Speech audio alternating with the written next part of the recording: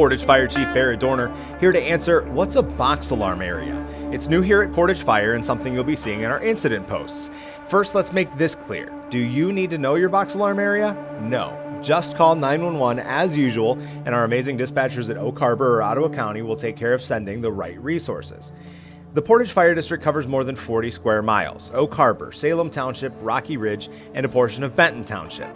Zooming out to our neighboring fire departments, you can see why it wouldn't make sense to have the same departments respond to our entire district. It's just too spread out. So we broke it into pieces. The village of Oak Harbor and northwest Salem Township are box 3701. Starting at Bellman Road, headed east, that's 3702. South of the Portage, 3703 and 3704. Rocky Ridge and Benton Township are 3705, and the Portage River itself is 3700. Time for a gut-wrenching reality check. No matter where the fire is, it's deadlier today than ever before. Home fire deaths up double digits in the last 40 years, even though there are fewer fires. Changes in construction techniques and the amount of plastics in our homes. Just a few reasons we're racing the clock now more than ever. So the goal is more crews sooner from Automatic Mutual Aid, where other fire departments are dispatched at the same time as us. That means the fire's out faster, and searches for you and your family are done earlier. The box alarms start with a first alarm, or what we'd consider a one-room fire where everything inside it is on fire too.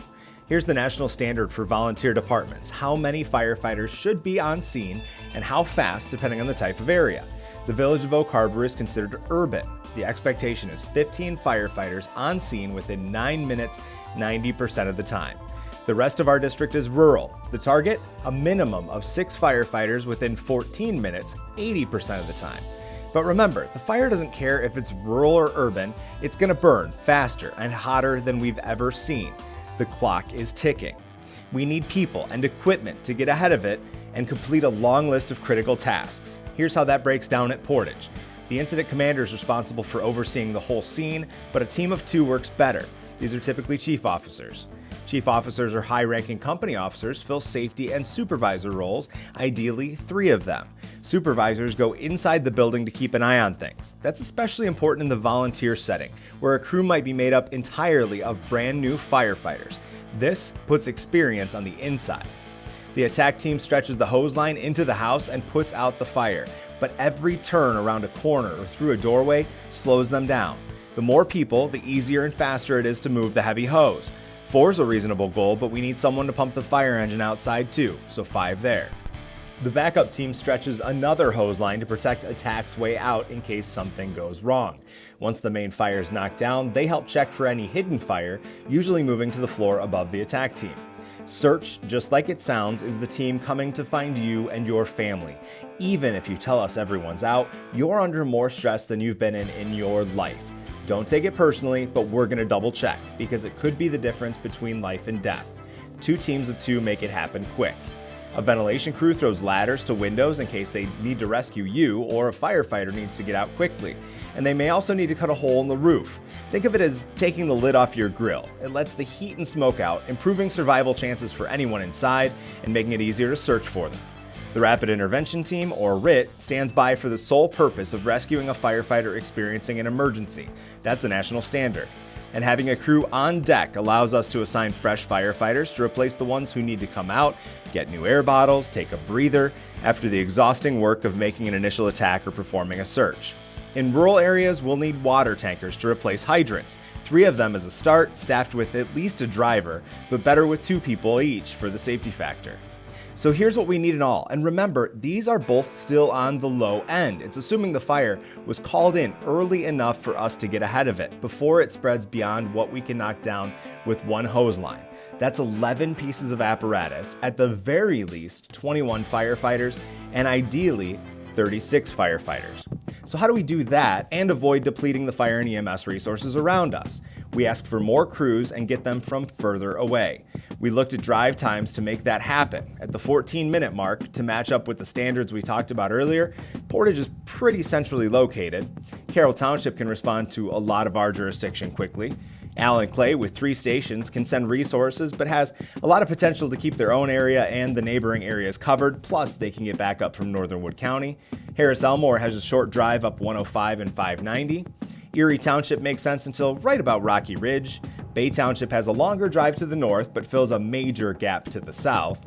And the Lindsay Volunteer Fire Department has 2 stations and a quick response time to a good chunk of our district. So back to those box alarm areas. Each area got a few of the closest and one from far away. So who's coming to your house in an emergency? Well, all those box alarm areas start with Portage. From there, 3701 gets Erie Township, Allen Clay from a bit further away, Harris Elmore, Bay Township, and we're in talks with Carroll Township. You'll see that in a few box alarm areas since they are so close to us. Box 3702, we get help from Erie Township, Harris Elmore, and Bay Township with Carroll in the works. The southwest corner of Salem Township, 3703, brings us Harris Elmore, Allen Clay, Lindsay, and Bay Township.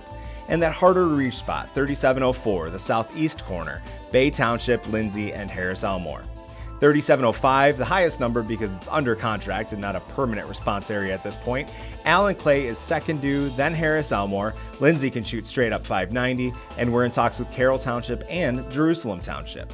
Finally, box 3700, the Portage River, will bring predetermined resources depending on whether it's a water rescue, boat fire, or dive rescue. That's also still in the works.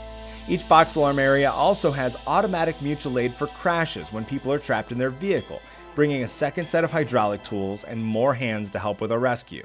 So that's another point. Box alarm areas make it easier for us to call for extra help. And while that's not limited to fires, we'll stick to that example for now. Each box alarm area that our dispatchers can reference online are assigned up to 5 alarms. So instead of asking for another engine from this department or a ladder truck from that one, we can get more resources for our first alarm fire by simply asking for a second alarm. Escalating to the next alarm might be necessary because there's a lot of fire spread well beyond one room, or it's an incredibly hot or cold day and we'll need to rotate crews more often. Whether we need staff or rigs, they'll both be coming. We can also upgrade to a 3rd alarm or 4th alarm. How bad does it have to be to go to a 5th alarm? Hopefully no more than a once-in-a-lifetime request. Think multiple downtown buildings or a natural disaster like a tornado.